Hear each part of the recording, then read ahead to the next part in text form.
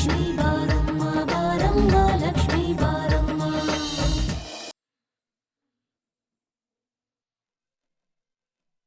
ಅಂತೂ ಇಂತೂ ತಾತಮ್ಮ ಸತ್ತು ಸ್ವರ್ಗಕ್ಕೆ ಸೇರ್ಕೊಂಡ್ಲು. ಇರಾಗಂಟ ಕಿರ್ಚಾಡಿ ಕೂಗಾಡಿ ನಮ್ಮ ಜೀವ ತಿಂದ್ಲು. ಕಿರ್ಚಾಡ್ದಲೆ ಬಾಯಿಗೆ ಒಂದು ಹನಿ ನೀರು ಬಿಡಿಸ್ಕೊಳ್ದಲೆ ಜೀವ ಬಿಟ್ಲು. ಏನಾರ ಅನ್ನೋ ಬಸವ, ತಾತಮ್ಮನ ತವ ಬಯಸ್ಕಳ್ದೆ ಒಗಿಸ್ಕಳ್ದೆ ನಂಗೆ ನಿದ್ದೆನೆ ಬರೋಕ್ಕಿಲ್ಲ. ರಾತ್ರಿ ತಾತಮ್ಮ ಬಂದು ಏ ಬೋರ ಬಾರ್ಲ ಇಲ್ಲಿ ನಿಂತ ಒಸಿ ಮಾತಾಡಬೇಕು ಅಂತ ಕರ್ದಂಗಾಯ್ತು ಅಂತೀನಿ.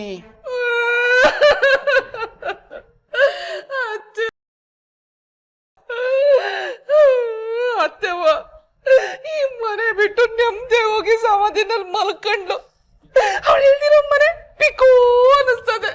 ನನಗಂತೂ ಕೈ ಓಡ್ತಿಲ್ಲ, ಕಾಲು ಓಡ್ತಿಲ್ಲ, ಯಾವ ಕೆಲಸ ಮಾಡಕ್ ಮನ್ಸು ಗೊತ್ತಿಲ್ಲ.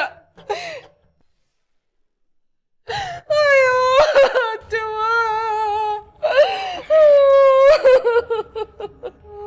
ಅಕ್ಕ, ನನ್ನ ತಲೆಗೊಂದು ಯೋಚನೆ ಬಂದದೆ.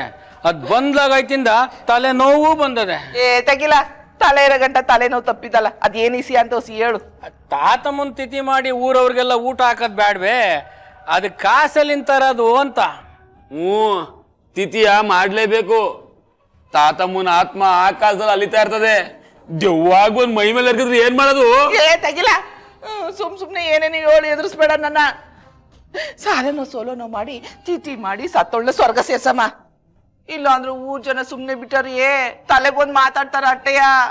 ಸಾಲ ಸೋಲ ಯಾಕವ ಮಾಡ್ಬೇಕು? ಬಡ್ಡಿ ಕೊಟ್ಟಿರೋ ಬಡ್ಡಿ ನನ್ ಮಕ್ಕಳ ಬಡ್ಡಿ ವಸೂಲಿ ಮಾಡ್ಕೊ ಬಂದ್ರ ಆಯ್ತು. ಆ ಬಡ್ಡಿ ಮಕ್ಳೆಲ್ಲ ನಮ್ ಟೇಮು ಸರಿಯಾಗಿ ಕೊಡ್ಬೇಕಲ್ವಾ? ಅದ್ ನಂಗ್ ಬಿಡು ಮಾವಯ್ಯ, ನಾನ್ ಮಾಡ್ತೀನಿ.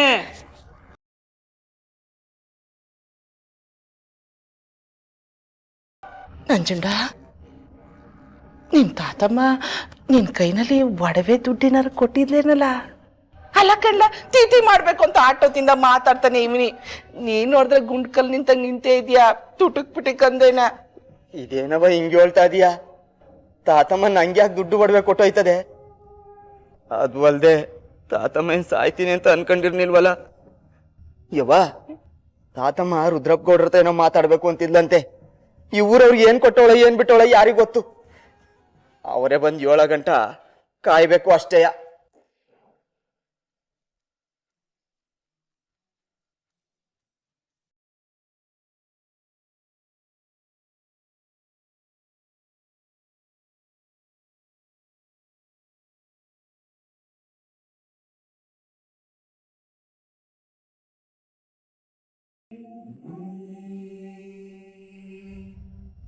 ಅಮ್ಮ, ಕಲ್ಪನಾ ಅತ್ತೆ ಮಾವ ಬಂದ್ರು.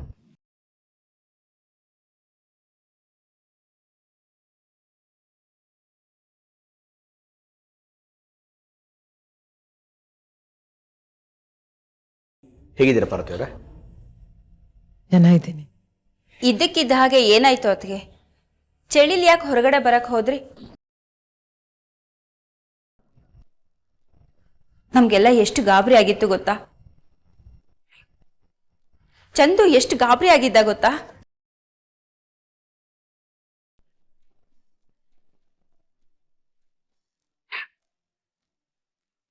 ಯಾಕೆ ಮಗಳೇ, ನನ್ಗೇನು ಆಗಿಲ್ಲ ಪುಟ್ಟ.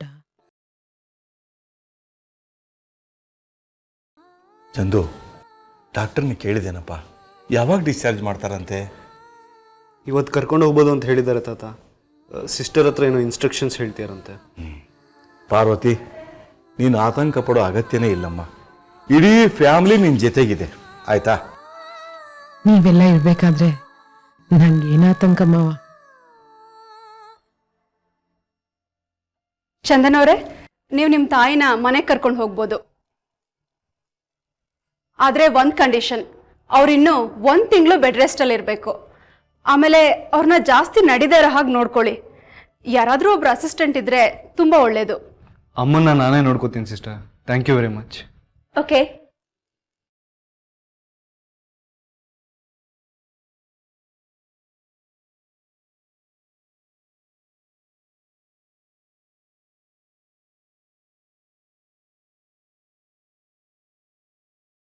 ಸದ್ಯ ಚೇತರಿಸ್ಕೊಂಡಿದ್ದೀರಲ್ಲ, ಈಗ ಆರಾಮಾಗಿ ದೆಹಲಿಗೆ ಹೋಗ್ಬೋದು. ಯಾವ ಯೋಚನೆನೂ ಇಲ್ಲ. ಡೆಲ್ಲಿಗ? ಯಾಕೆ ಮಾವ? ಯಾಕೆ ಚಂದನ್ ಹೀಗೆ ಕೇಳ್ತಾ ಇದೆಯಾ? ನಮ್ಮ ಹೊಸ ಪ್ರಾಜೆಕ್ಟ್ ಮರ್ತೋಯ್ತಾ? ಎಂಗೇಜ್ಮೆಂಟ್ ಸಂಭ್ರಮದಲ್ಲಿ ಎಲ್ಲ ಮರ್ತ್ಬಿಟ್ಟಿದ್ಯಲ್ಲ? ಹೌದಲ್ವಾ, ಆ ಮೀಟಿಂಗ್ ನಿಜವಾಗ್ಲೂ ಮರ್ತೋಯ್ತು ಮಾವ.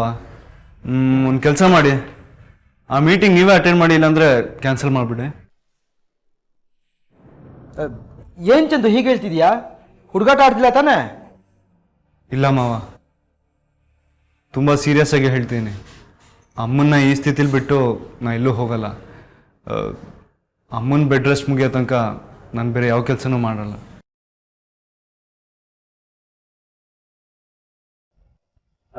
ಅಷ್ಟು ದೊಡ್ಡ ಪ್ರಾಜೆಕ್ಟು, ಈಗಾಗಲೇ ಅದ್ರ ಮೇಲೆ 3 ಕೋಟಿ ಹಣ ಸುರಿದಿದ್ದೀವಿ. ನಾವೇನಾದರೂ ಹೋಗಲಿಲ್ಲ ಅಂದರೆ ಆ ಹಣ ಕೈ ಬಿಟ್ಟು ಹೋಗುತ್ತೆ ಅಷ್ಟೇ. ಮಾವ, ಲಾಭ ನಷ್ಟದ ಬಗ್ಗೆ ಮಾತಾಡಬೇಡಿ. ನನಗೆ ಮೊದಲು ಅಮ್ಮನ ಆರೋಗ್ಯ ಮುಖ್ಯ. ಬಿಸ್ನೆಸ್ ಅಂದಮೇಲೆ ಲಾಭ ನಷ್ಟ ಇದ್ದೇ ಇರುತ್ತೆ. ಅದು ನಿಜಾನೇ ಚಂದನ್. ಆದರೆ 3 ಕೋಟಿ ಅನ್ನೋದು ಕಡಿಮೆ ಅಮೌಂಟ್ ಅಲ್ಲ. ಗೊತ್ತಿದ್ದು ಅಷ್ಟು ಅಮೌಂಟ್ ಕಳ್ಕೊಳ್ಳೋದು ಬುದ್ಧಿವಂತತನ ಅಲ್ಲ. ಯಾರೆಷ್ಟೇ ಚರ್ಚೆ ಮಾಡಿದ್ರು ಅಷ್ಟೇ ಮಾವ, ನನ್ನ ನಿರ್ಧಾರ ಬದಲಾಗಲ್ಲ. ಅಮ್ಮ ಪೂರ್ತಿ ಹುಷಾರಾಗೋ ತನಕ ನಾ ಎಲ್ಲಿಗೂ ಹೋಗಲ್ಲ. ಚಂದು ಚಂದು, ಹಠ ಮಾಡಬೇಡ. ನನ್ಗೇನು ಆಗಿಲ್ಲ, ನಾನು ನೋಡ್ಕೋತೀನಿ. ನಾವೆಲ್ಲ ಇಲ್ವಾ ಚಂದು? ಪ್ಲೀಸ್ ದಯವಿಟ್ಟು ಎಲ್ಲ ಸುಮ್ಮನೆ ಇರಿ. ನಾನು ಹೋಗಲ್ಲ ಅಂತ ತೀರ್ಮಾನ ಮಾಡಿದ್ದೀನಿ ಅಂತ ಹೇಳಿದ್ನಲ್ಲ. ಚಂದನ್, ನಿನಗೆ ಅಮ್ಮನ ಬಗ್ಗೆ ಅಷ್ಟೊಂದು ಕಾಳಜಿ ಇದ್ರೆ ಗೊಂಬೆ ಬಂದು ಅಮ್ಮನ್ನ ನೋಡ್ಕೋತಾಳೆ, ಆಗಬಹುದಲ್ವಾ? ಶ್ರುತಿ ಮನೆಗೆ ಬಂದು ಅಮ್ಮನ ನೋಡ್ಕೋತೀನಿ ಅಂದರೆ ನಾನು ಡೆಲ್ಲಿಗೆ ಹೋಗೋದ್ರ ಬಗ್ಗೆ ಯೋಚನೆ ಮಾಡ್ಬೋದು. ಚಂದು, ನೀನು ಯೋಚನೆ ಮಾಡಬೇಡ. ಅತ್ತೆ ಜೊತೆಗೆ ನಾನು ಇರ್ತೀನಿ. You don't worry. ನೀನು ಆರಾಮಾಗಿ ಹೋಗ್ಬಿಟ್ಟು ಬಾ. ಇದು ನಿಜವಾದ ಲವ್ ಅಂದರೆ. ಚಂದನ್, ನಾನು ಯಾರಾದ್ರೂ ನರ್ಸ್ನ ಅಪಾಯಿಂಟ್ ಮಾಡ್ತೀನಿ. ಅಲ್ಲಿವರೆಗೂ ಗೊಂಬೆ ಅಮ್ಮನ ನೋಡ್ಕೋತಾ ಇರಲಿ, ಆಗಬಹುದಲ್ವಾ? ಸರಿ, ಹಾಗಾದರೆ ನಾನು ಹೋಗಿ ಫ್ಲೈಟ್ ಟಿಕೆಟ್ ಬುಕ್ ಮಾಡಲಾ? ಓಕೆ ಮಾವ. ಬಾಯ್ ಚಂದು. ಚಂದು, ಬಿಲ್ಲಿಂಗ್ ಫಾರ್ಮಾಲಿಟೀಸ್ ಏನಿದೆಯೋ ಅದನ್ನೆಲ್ಲ ಮುಗಿಸ್ಕೊಳ್ಳೋಣ. ಒಂದು 10 ನಿಮಿಷ ಎಲ್ಲರೂ ಹೊರಗಿರೋಣ. ಪಾರ್ವತಿ ಸ್ವಲ್ಪ ಹೊತ್ತು ರೆಸ್ಟ್ ತಗೊಳ್ಳಿ. ಹಾಂ, ಸರಿ ಬನ್ನಿ. ಅಮ್ಮ, ಈ ಮಾತ್ರೆ ಬೆಳಿಗ್ಗೆ ಒಂದು ಸಂಜೆ ಒಂದು ತಗೋ. ಇದು ಸಂಜೆ ಮಾತ್ರ. ಇದು ನುಂಗಿದ ಮೇಲೆ ಕಷಾಯ ಕುಡಿಯೋದು ಮರಿಬೇಡ. ಈ ಟಾನಿಕ್ಕು ಬೆಳಿಗ್ಗೆ 1 ಚಮಚ, ರಾತ್ರಿ 1 ಚಮಚ. ಕೇಳಿಸ್ತಿದ್ಯಾ? ಚಂದು, ರೇಗಿಸ್ಬೇಡ. ಆಡಿದ್ದನ್ನೇ ಎಷ್ಟು ಸಲ ಪದೇ ಪದೇ ಆಡ್ತೀಯ ನೀನು. ನಾನು ನಿನಗೆ ಮಗಳ, ನೀನು ನನಗೆ ಮಗನ? 5ನೇ ಸಲ ನೀನು ಇದು ಹೇಳ್ತಾ ಇರೋದು. ಮೊದಲು ಹೋಗಿ ಹೊರಡಕ್ಕೆ ರೆಡಿ ಆಗು. ಅಮ್ಮ, ನನ್ನ ಯೋಚನೆ ಬಿಡು. ನಾ ಹೇಳೋದನ್ನ ಸರಿಯಾಗಿ ಕೇಳಿಸ್ಕೊ. ಇದು ಚಂದು, ನನ್ಗೇನು ಆಗಿಲ್ಲ, ನಾನು ಚೆನ್ನಾಗೇ ಇದ್ದೀನಿ. ಅತಿ ಆಡ್ಬೇಡ. ಸದಾ ಅತಿ ಆಡೋದು ನೀನು, ಡಾಕ್ಟರ್ ಹತ್ರ ಉಗಿಸ್ಕೊಳ್ಳೋದು ನಾನು. ಅದು ನಿನಗೆ ಗೊತ್ತಾ? ಅರ್ಧ ರಾತ್ರಿಲಿ ನನಗೆ ಹೇಳ್ದೆ ಯಾಕೆ ಹೊರಗಡೆ ಹೋದೆ? ಅತಿ ನಿಂದಾಯ್ತು, ನನಗೆ ಹೇಳ್ತೀಯ? ಓಕೆ, ನಾನು ನಿನ್ನ ಮೇಲೆ ರೇಗಲ್ಲ, ನೀನು ನನ್ನ ಮೇಲೆ ರೇಗಬೇಡ. ಓಕೆನಾ? ನಾವು please go and get ready. ಹೋಗು ಹೋಗು ಅಂತೀಯಲ್ಲಮ್ಮ. ಇಂಥ ಪರಿಸ್ಥಿತಿಲಿ ನಿನ್ನನ್ನು ಬಿಟ್ಟು ಎಲ್ಲಿಗೆ ಹೋಗ್ಲಿ? ನಿನ್ನನ್ನು ಯಾರು ನೋಡ್ಕೋತಾರ? ಗೊಂಬೆ.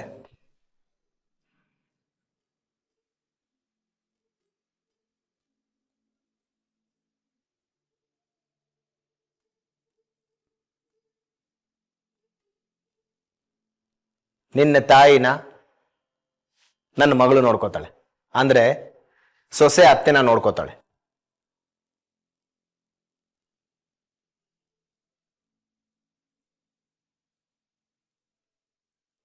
ಯಾಕೆ ಅಷ್ಟೊಂದು ಯೋಚನೆ ಮಾಡ್ತಿದ್ಯಾ ಚಂದನ್? ನಾವೆಲ್ಲ ಇಲ್ವಾ?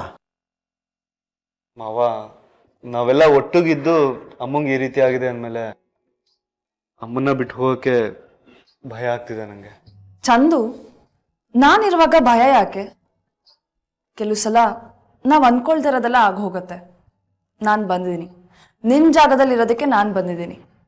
ನೀವಮ್ಮನ್ನ, ನಮ್ಮ ಅತ್ತೆನ ನಾನು ಚೆನ್ನಾಗಿ ನೋಡ್ಕೋತೀನಿ. ನನ್ನ ಮೇಲೆ ನಂಬಿಕೆ ಇದೆ ತಾನೆ? ಶ್ರುತಿ, ಥ್ಯಾಂಕ್ ಯು ಮಗಳೇ. ನಾನು ಮಾತು ಕಲಿಸಿದ ಮಗ ನನ್ನ ಮಾತನ್ನ ನನಗೆ ಆಡಿ ನನ್ನ ಬಾಯಿ ಮುಚ್ಚಿಸ್ತಾ ಇದ್ದಾನೆ. ಶ್ರುತಿ, ಸದ್ಯ ನೀ ಬಂದಿಯಲ್ಲ, ಈಗ ಯಾವ ಆತಂಕನೂ ಇಲ್ಲ, ಯಾವ ಸಮಸ್ಯೆನೂ ಇಲ್ಲ. ಈಗ ಅತ್ತೆ ಸೊಸೆ ನೀವೇನು ಹೇಳ್ತೀರೋ ಅದನ್ನ ನಾನು ಕೇಳ್ತೀನಿ. ಶ್ರುತಿ, ಮೊದಲು ನೀನು ನಿನ್ನ ಬಾವಿ ಗಂಡಂಗೆ ಡೆಲ್ಲಿಗೆ ಹೋಗಕ್ಕೆ ರೆಡಿ ಆಗೋದಕ್ಕೆ ಹೇಳಮ್ಮ.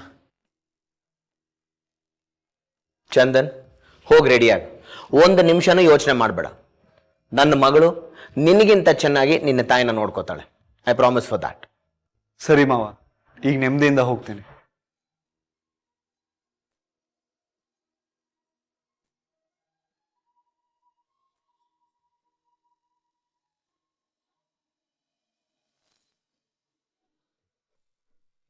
ಮೇಡಮ್, ಕೊಲೆ ಮಾಡೋದು ಎಷ್ಟು ದೊಡ್ಡ ಅಪರಾಧನೋ ಹಾಗೆ ಕೊಲೆಗೆ ಸಹಾಯ ಮಾಡೋದು ದೊಡ್ಡ ಅಪರಾಧನೇ.